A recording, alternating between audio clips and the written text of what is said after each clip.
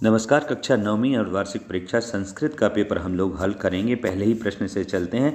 पहला प्रश्न, बालकात शब्दे विभक्ति अस्ति। तो पंचमी विभक्ति एक वचन है, सरल प्रश्न है।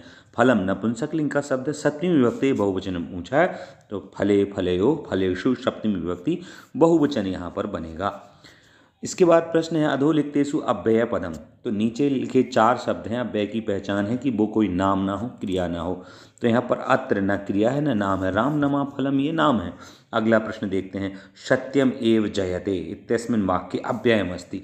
तो यहाँ पर अव्यय है कोपी न अर्थात कोई नहीं, तो ये तो है सत्यम अव्यय नहीं, जयते अव्यय नहीं, एव शब्द अर्थात ही एक अव्यय है। अगला प्रश्न, विजयते इत्यस्मिन् पद दे उपसर्ग अस्ति। तो प्रापर उपसम आदि जो वाइस उपसर्ग में भी एक उपसर्ग है।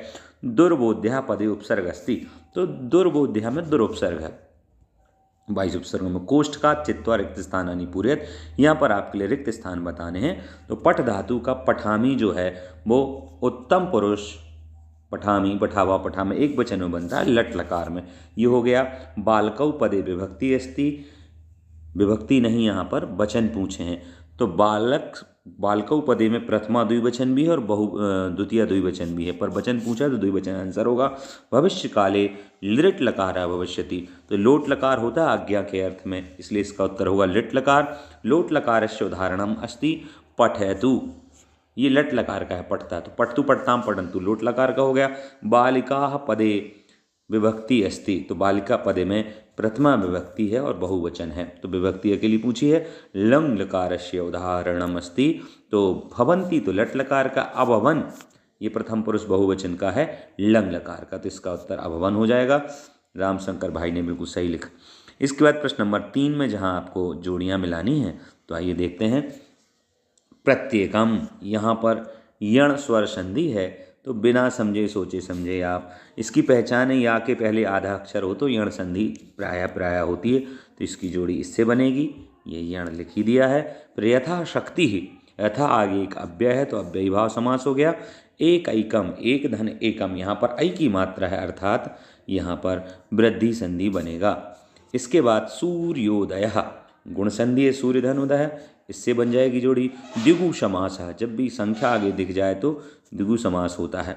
बहुब्रीहि समास, बहुब्रीहि समास में पीताम्बरः, सामान्यतः पीताम्बरम हो तो कर्मधारय बनता है, परंतु विसर्ग आ गया तो वो पीताम्बरः जाएगा आपका बहुब्रीहि समास में। अब यहाँ पर एक पद में उत्तर देना है। पहला ही प्रश्न है, शिक्षकस्मिन् पदे कः प्रत्यय अस्ति। तो शिक्षक का शिक्षिका स्त्रीलिंग बनाने में टाप प्रत्यय का यूज होता है। गीप और गीस भी हैं, परंतु आ निकालना हो तो फिर टाप होता है केवल।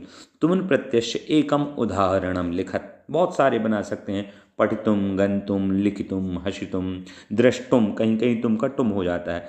गत्वा प्रति पदे कह प्रत्यय अस्ति। तो गत्वा में कृत्वा प्रत्यय है, कृदंत का ही भेद है। प्रासादः कीदृशः वर्तते। तो ये स्वर्ण का जो पाठ है उसका प्रश्न है। प्रासादः स्वर्णमयः वर्तते। वणिक पुत्रस्य किम नाम आसीत्। लौह तुला जो पाठ है उसका प्रश्न है। वणिक पुत्रस्य नाम आसीत् जीर्णधनः। इसके बाद पुरुषः सिक्ताभिः किम करोति। जो पुरुष है, तपोदत्त वाला पाठ जो है सिक्ता सेतु, तो सिक्ताभिः किम करोति यानी रेत से क्या करता है, वो सेतु निर्माण करता है। इस प्रकार ये हुए। अब अशुद्ध वाक्यानाम समक्षे न और शुद्ध समक्षे आम। पहला ही प्रश्न, लौह तुला इत्यस्मिन् पदे तुला विशेष्य पदम अस्ति। स्पष्ट रूप से तुला की बात हो रही है, तो तुला विशेष्य पद है और विशेषण उसका लौह है, तो ये वाक्य है आम। आम उत्तर हो जाएगा। शुभाम गिरम इत्यस्मिन् पदे शुभाम विशेषण पदम अस्ति। आम बिल्कुल सही है, बिल्कुल सही है। शुभाम गिरम में विशेषण जो है शुभाम है। गिरम यानी वाणी विशेष्य है।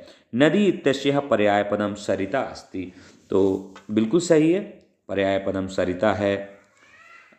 एवं आगे अगर हम देखें, जलम इति पदस्य पर्याय पदम अस्ति। तो सलिलम, नीरम, उदकम, अम्बु। तो यहाँ पर तो धनम अस्ति, जलम इति पदस्य पर्याय पदम धनम अस्ति, ये कहा धनम नहीं है, इसका उत्तर हो जाएगा ना। प्रतिकूलानि इति पदस्य विलोम पदम अनुकूलानि अस्ति। प्रतिकूलानि जो हमसे विपरीत हो रहा है, अनुकूल हमारे अनुकूल है, अनुरूप है, तो अनुकूल आम हो गया। श्वेतः इति पदस्य विलोम पदः कृष्णा अस्ति आम, ये हो जाएगा। श्वेतः का।